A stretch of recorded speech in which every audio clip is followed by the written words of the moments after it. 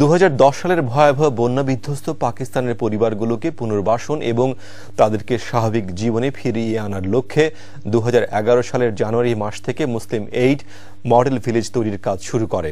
সম্প্রতি মুসলিম এইডের লন্ডন হেডকোয়ার্টারে অনুষ্ঠিত সংবাদ সম্মেলনে মুসলিম এইডের secretary of the board of trustees mister Tanzeem Wasti তার সাম্প্রতিক পাকিস্তান সফরের কথা উল্লেখ করে বলেন, মুসলিম এইড পাকিস্তানের বন্যা বিধ্বস্ত মানুষের জীবন উন্নয়নের জন্য কাজ করে যাচ্ছে।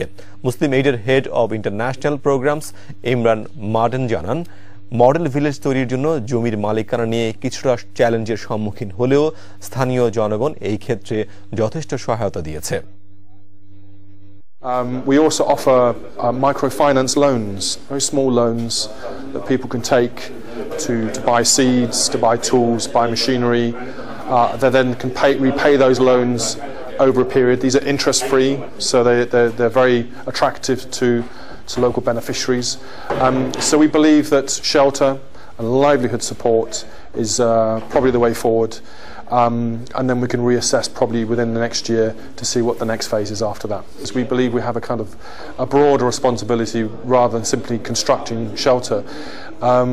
We believe the public in Britain look to Muslim Aid for some guidance on these issues.